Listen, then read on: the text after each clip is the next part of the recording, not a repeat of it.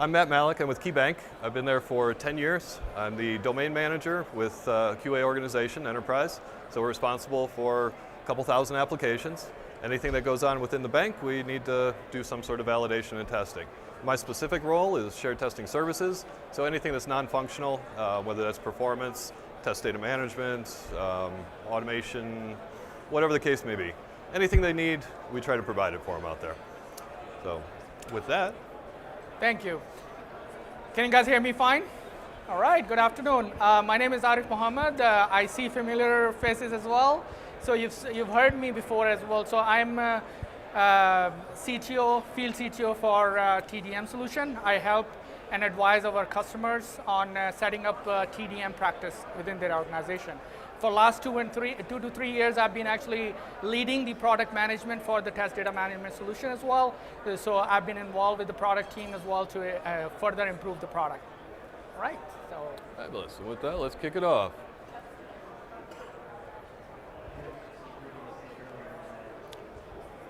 Obligatory. So, brief agenda, we're going to talk about what our challenges were, how we got there, what our expectations were, and some of the approaches we took to get there. So a little bit of background about KeyBank. In 15 states, most of the northern part of the United States out there, from Maine all the way over to Seattle. If you're not familiar with us, you're probably in a little bit south of where our footprint is, but we're growing constantly. So that's part of one of the opportunities that we had in test data management was an acquisition that we did a few years ago, or a year ago at this point, by the time the ink was dried. So we'll talk a little bit more about that, but a few billion in assets and revenue. So our challenges and items that we had out there, we're going to talk about a specific use case where we used test data management in continuous delivery opportunities that we had out there. So, as with all test data management, we've had challenges where we need to get product out, we need to get functionality out as quick as possible, and test data is always a challenge. If it's a long waterfall process out there, you have weeks, months, a year sometimes to actually try and provision the data that you need, and maybe you can get it in place. There's always those one-offs, and they're still challenging, but this specific use case, we're migrating to a true CDCI, implementing DevOps for a new online banking solution.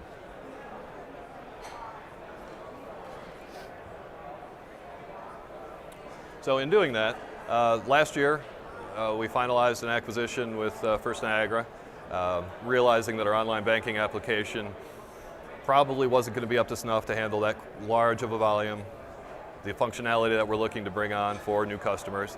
So great opportunity to bring us actually into, instead of a, I'll say quasi-agile methodology, it was more of a mullet. So agile in the front, waterfall in the back. It was fabulous opportunities out there, but really moving into a great true DevOps experience here. So starting out fresh, brand new online banking application, being released very, very frequently, and trying to have test data associated with all of the automated testing and everything that needs to take place for it. Really wasn't going to work with the old solutions of some QTP or some manual interventions out there. Moving away from quarterly releases to actually doing code commits multiple times a day, running multiple thousands of scripts. So just to dwell on some of those, where data is not available, manual process that was in place, could not provide the data out there in time, trying to get through positive test cases, happy path, let alone trying to get negative test case data out there, huge challenges. Wasn't repeatable, had to go back through, redo all the manual efforts each time as one minor scenario changed out there. It was a very painful process, especially as we're trying to get release after release out and code commit out as we move through the environments. So just a little background on what route we went with our online banking. So in order to, everybody has to containerize everything now. So we have opportunities, spin up some OpenShift, dynamically generate some pods within there based on what our volume and what the number of transactions per second or users are out there. Implemented Zebia Labs for our release and deploy, and obviously Kubernetes for some of the orchestration portions.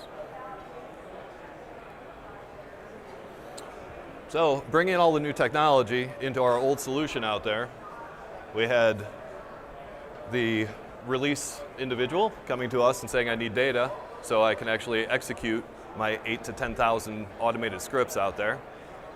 No problem, we'll get back to you in a week or so. We just committed code tonight, we need to run these tests now so we can see the quality of the code. So very briefly as it went through, we provided data back. Jenkins finally had the data that he needed. Selenium getting kicked off. I think we're at 9,500 test cases at this time through Selenium. Somebody stepped on some data. Data wasn't accurate for what we needed. Kicks it back, manual process again.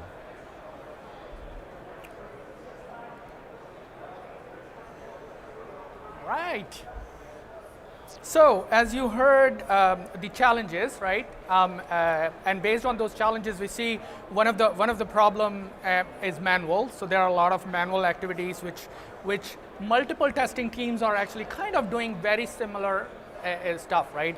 So that manual activity is creating the inefficiency within the organization itself. So to improve that, automation is one of the case, right? So we're looking at what kind of service delivery model from a test data perspective needs to be brought in so that you can actually take away those inefficiencies from the organization, right? In terms of characteristics of those that service delivery model, we're looking at standardization, right? So standardization means one of the issue, as Matt mentioned, is basically reusability. Reusability cannot come unless you actually have standardization, right? So standardization of those services, which can be consumed by multiple testing teams, is one of the key activity or part of your test data delivery architecture itself. The second part, automated delivery, which we kind of talked about, and the third part is it needs to be integrated with your solution SDLC lifecycle itself. So integratability is very, very important. And then secure data, I'm sure you guys are already having the secure data already, but this is one of the major aspects as well, which is generally the kind of thing you're going to do subsetting and masking and all those capabilities. So that's part of it. And then the fifth thing is basically agility. So you want to make sure that it's agile. So it brings the agility within your organization, and they're decoupling. So because generally speaking, the organizations have test cases and test data coupled with each other, right? So you have this particular test case, it needs this particular test account number, let's say. So you are actually tying your test data with the test case, which is not agile, which is not giving you the agility, because if that particular account is not there anymore, you cannot run the test anymore. The test doesn't need that particular account, it needs based on that particular data criteria. So decoupling that is one of the other aspects which basically can bring the agility itself.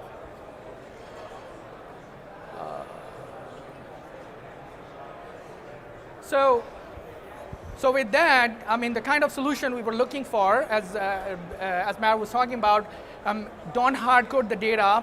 So originally you guys had some sort of hard coding of the data as well as part of the JSON or Excel spreadsheets as well. So standardization we talked about as well. The test data requirement to the test case mapping is very important. Include the precondition data. In my other talk, actually, I was talking about precondition data is the most difficult part, basically, right? So that should be included. Provisioning of that should be included as part of your environment provisioning itself.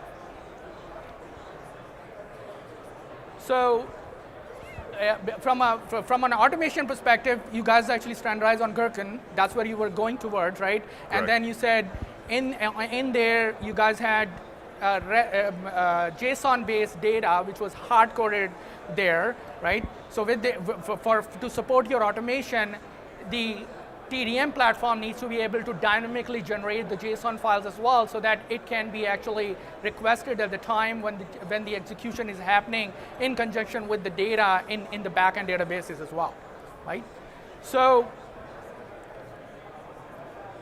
JSON, you guys actually know about it, so that's what basically from an automation perspective.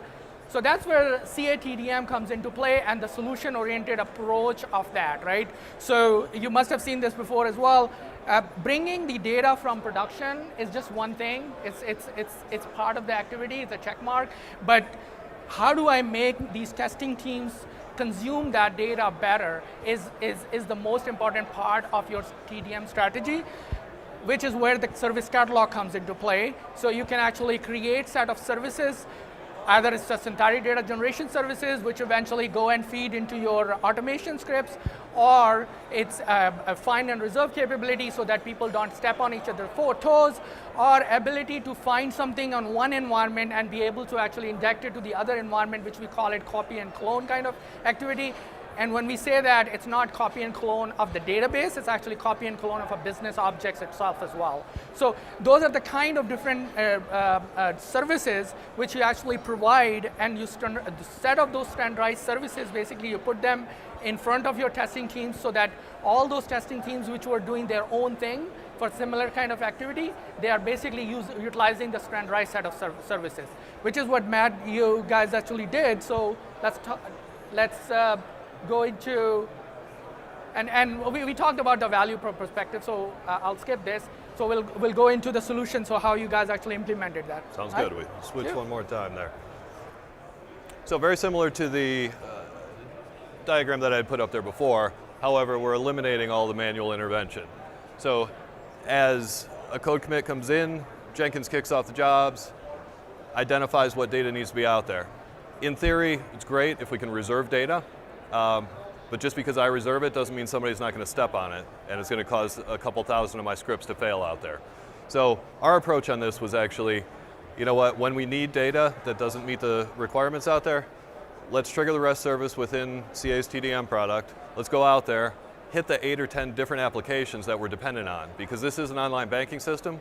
Really, there's no data in online banking, right? We have a couple tables, say whether you're eligible to enroll in online banking, whether your password needs whatever case may be.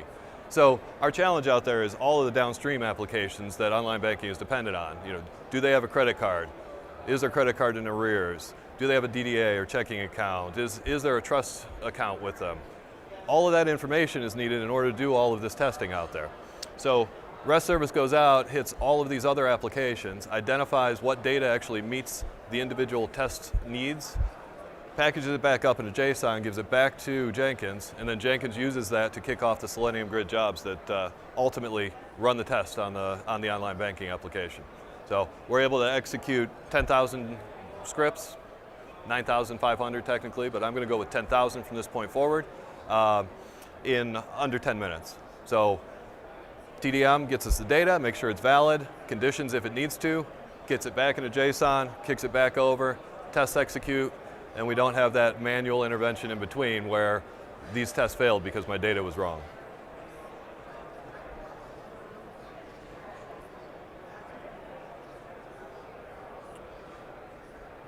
And obviously, as we're talking about these, the integration of REST services, looking forward to the expansion in TDM for additional REST services, but our integration points are using JSON files. As we mentioned before, we were using Gherkin to actually write all the test scripts and cases out there, so easily automatable, given when then quickly turns into a Selenium script that we're able to actually execute.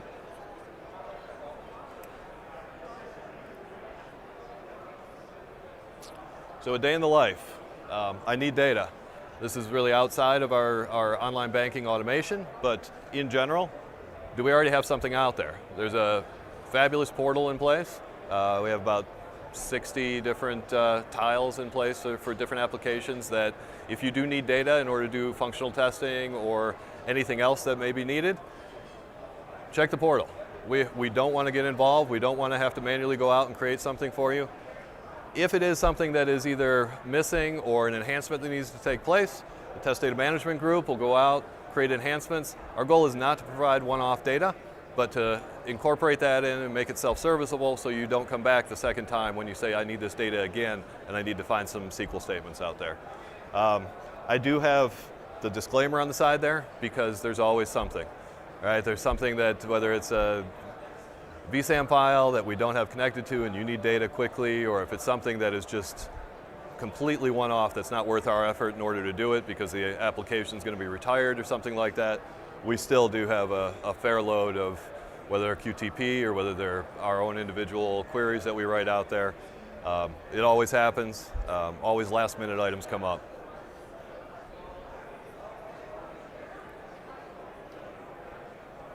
So just briefly, these are some of our most popular portal items that are out there, whether it's online banking, very small representation of what the tiles actually look for. So obviously financial institution, very concerned or interested in who has access to what data, regardless of what environment it is, whether it's disguised or not. So we do have access provisioning associated with this.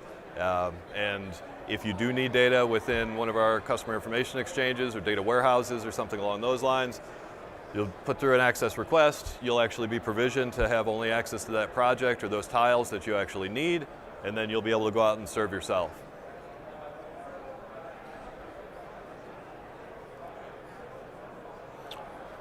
So far, to date, we're about 1.5 years into the TDM experience with CA. We've done a significant amount of work out there in order to get the success that we've had. This use case obviously was just with our online banking, but in general, it was 90% manual creation in the past. We want to get that down to 25 because we're never going to be able to get everything. There's always going to be a one-off. There's always going to be something that people are looking for. Self-serviced, 99% of it was not self-service. We did have 1 or 2 items out there that we did have a service that would actually call some, of all things, performance scripts that would do some enrollments and some other things out there. So we did have 1 or 2 people out there that could service themselves previously, but nothing along those lines. We want to make sure that we get the majority of the people self-serviceable, so we're not fighting fires. And then all of those ad hoc activities that were one-offs. So after a year, we did get down to about 40% of the data that we have to create out there, and the outstanding items are still applications that we haven't made the investment to actually connect to in TDM and haven't really had an opportunity to get there. But I'm confident we'll reach our goal of about 25% that are not a part of the CA TDM solution. Self-servicing, we're already at 65%. Confident we can actually beat our goal of 45%. I don't like to have to deal with people, so if I can get them in, get something set up for them, have them service themselves, we're good. And then our firefighting activities, there's always something that somebody missed. There's a release that's going in, somebody put a new story that wasn't part of what they expected. Time just doesn't lend itself well to it. Or in the case of an incident in production and they're trying to replicate it and they need a specific use case, we're not going to hold them up while we go through and create a self-service solution for them. We're going to actually go back through and provide those.